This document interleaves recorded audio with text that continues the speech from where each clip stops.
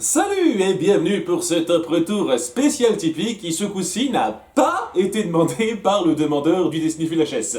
C'est la première fois que ça arrive, c'est une exception particulière puisque je tiens à m'excuser auprès de Super71 qui me l'a demandé et donc pas Lionel B parce que justement j'avais prévu de faire ce top retour avec Lionel B d'une façon un peu similaire au top retour sur La Belle et la Bête avec Chucky et Al. Malheureusement ça n'a pas pu se faire.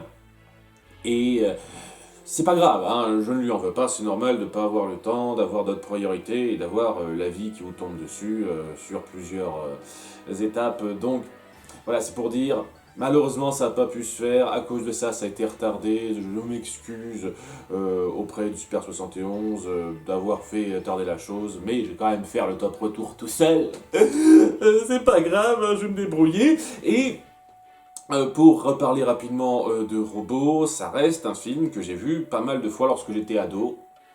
À sa sortie, il m'a bien plu, j'ai acheté le DVD assez vite, j'ai même eu un petit problème avec le DVD, j'ai dû le rendre parce que il y avait un problème, ça ne passait pas sur le lecteur DVD, et je pense que j'étais pas le seul puisque c'était un problème courant avec beaucoup de gens, en tout cas à la Fnac où j'ai acheté le DVD, donc c'est le petit truc dont je me souviens sur Robo. En tous les cas, anecdote personnelle chiante mis à part, c'est un film qui m'a vraiment sincèrement plu ado, et maintenant je peux pas m'empêcher de voir les défauts quand même d'écriture qui empêchent vraiment ça de briller autant que ça le pourrait. Et les soucis d'écriture et de développement, je les ai pointés, je vais pas m'étendre plus là-dessus, on va revenir sur le positif. En avant pour le top 7 des meilleurs points de Robo. Domo arigato, Mr. Roboto, domo.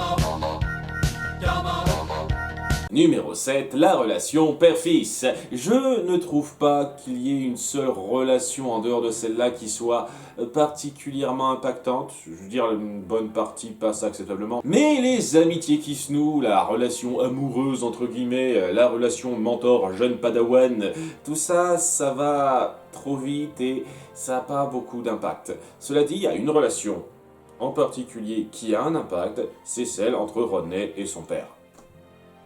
Parce que c'est touchant, parce que c'est sincère, et qu'on donne suffisamment de temps pour que ça ait un vrai impact. C'est un peu comme la relation entre Jim et sa mère, on sent qu'il y a une attache très particulière entre eux, et on joue très bien là-dessus pour donner des motivations à notre personnage. Et c'est exactement le même principe. On voit le père de Rodney au début, prêt à le soutenir, qui est vraiment le bon gars par excellence, et on sent que ça le porte pas mal, ça.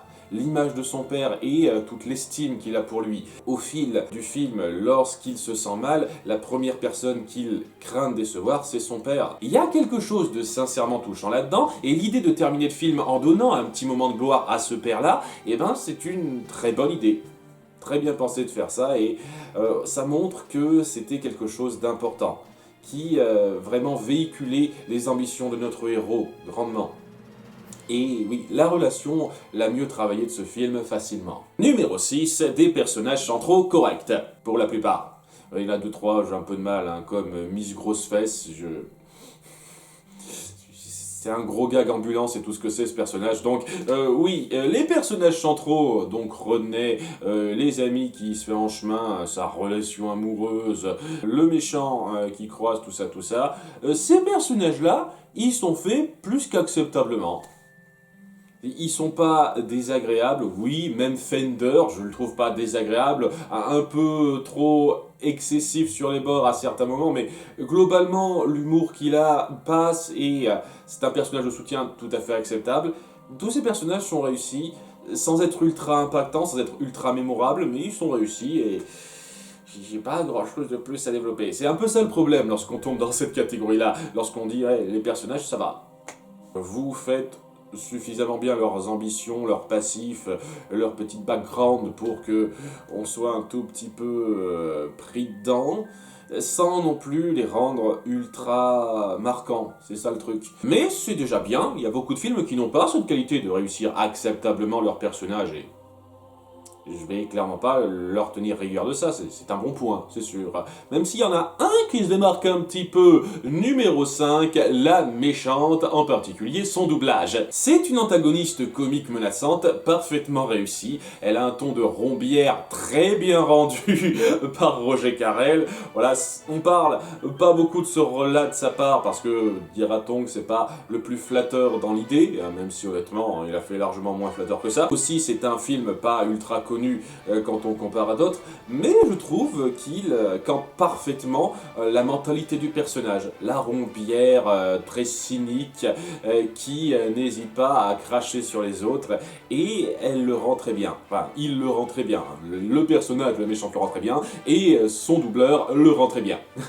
Il le fait à la perfection, Roger Carrel, et il perfectionne pas mal le comique et le danger du personnage. Numéro 4, les dialogues, en grande partie. Il y a quelques dialogues qui sont un petit peu... Mais en très grande partie, les dialogues sont réussis, surtout dans le ton comique qui est recherché. Hein, qu'on soit d'accord, j'arrive à apprécier un peu ce film parce que la comédie marche une bonne moitié du temps.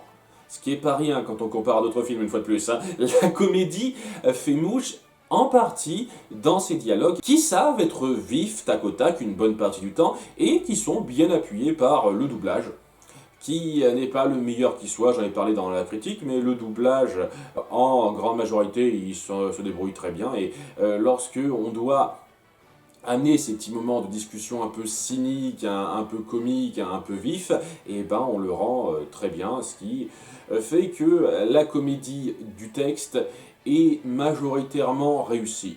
Numéro 3, le design des personnages.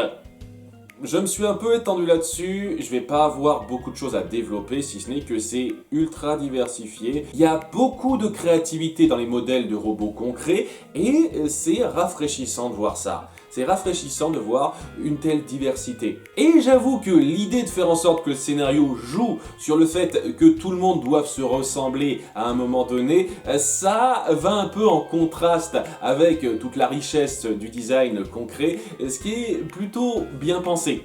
En termes de conflit avec la force du film, quoi. La force du film, visuellement, c'est sa créativité, sa diversité visuelle, et la menace, c'est un peu de virer cette diversité, de l'estomper. J'avoue que c'est plutôt intelligemment pensé par rapport au visuel. Après, une fois de plus, en termes d'enjeux scénaristiques, c'est pas non plus folichon, mais voilà, ça appuie bien cet enjeu visuel-là. Et c'est vraiment ce qui, pour moi, souligne la force principale de ce film, c'est-à-dire son visuel, son animation, ce qui est davantage représenté par numéro 2, un univers grandiose et inventif. C'est magnifique à regarder, vraiment, c'est ultra joli, on voit la force de l'échelle des choses, cette grande ville de robots avec tous ces mécanismes, toutes ces rues, toutes ces particularités. C'est un spectacle visuel, et on sent que les animateurs se sont donnés à fond pour créer un monde qui vous agrippe. Et je pense que lorsque j'étais ado, ce qui a su vraiment me fasciner dans ce film, c'était le monde qu'on a créé. Découvrir ce monde et voir des tonnes de petits détails, que ce soit dans les designs de personnages, que ce soit aussi dans tous les petits détails du décor. Et ce qu'on crée, ne serait-ce que la découverte de la ville, évidemment, avec ses systèmes de transport, lorsque René la découvre en même temps que nous, c'est visuellement magnifique. Mais même la petite ville de Pétaouchnok au tout début, il y a beaucoup de créativité, beaucoup d'idées qui sont assez fortes pour appuyer qu'on est dans un petit taudis, un petit village loin de tout, quoi. Ça fait le bon contraste entre les deux endroits. Il y a beaucoup de choses qui sont magnifiques là-dedans. Et c'est le truc qui rend ce film presque intemporel, parce que sérieusement, on pourrait facilement sortir un film comme ça de nos jours et personne trouverait que ce serait daté. Tellement, visuellement, ça tient encore parfaitement le coup. Visuellement, donc, c'est du tout bon. Et numéro 1, le rythme. Ce film, c'est parfaitement bien dosé, son action, ses différents événements, ses enchaînements d'événements, de façon à ce que on n'a pas l'impression une seule seconde que ça patine. Grâce à ça, toutes les scènes d'action sont très sympathiques à suivre, même si on n'a pas à faire la meilleure chorégraphie qui soit, hein, on peut faire largement plus travailler que ça, mais grâce au rythme, c'est très bien rendu et on est pris dedans, et les moments comiques physiques qu'on crée lorsqu'ils sont bien écrits, parce que ça arrive régulièrement ça aussi, et ben ils passent à la perfection. J'en ai déjà parlé, mais oui, le passage de musique classique lorsque Fender et Rodney se battent, c'est hilarant grâce au rythme et la musique bien choisie derrière. Il y a des tonnes de petits moments comme ça qui sont bien fichus et qui appuient la force principale de la comédie lorsqu'elle est bien faite. C'est-à-dire qu'on évite de trop se reposer. La plupart du temps, on enchaîne les choses de façon vive et prenante lorsque, une fois de plus, l'écriture va bien derrière. Malheureusement, c'est pas tout le temps le cas. Malheureusement, il y a certains gags qui sont un petit peu trop discutables pour moi, un peu trop en dessous de la ceinture, dira-t-on. Mais globalement, c'est quand même un exploit de faire quelque chose d'aussi rythmé. Et ça vient en grande partie du travail des animateurs. Une fois de plus, les animateurs sont les plus grandes stars de ce film pour moi. Ce sont ceux qui ont fait le plus de boulot et qui méritent le plus d'avoir la reconnaissance avec ce qu'on a eu. Vraiment. Mais grâce à tout ça, ça en fait un film qui vaut le coup d'être vu, même maintenant, même avec mon regard un peu plus cynique et plus mature que lorsque j'étais ado. C'est un film que j'aurais regretté de ne pas avoir connu pour ces bons points-là. Même si, oui, des problèmes de scénario, une partie de l'humour, tout ça, c'est gênant. C'est gênant, hein, ça m'empêche de vraiment adorer ça autant qu'avant, mais il y a quand même toujours des points positifs, loin d'être négligeables, qui valent le coup là-dedans, et qui méritent que ce film soit un peu connu, qu'il ne soit pas oublié comme certains autres, parce que il a des mérites, il a vraiment des mérites.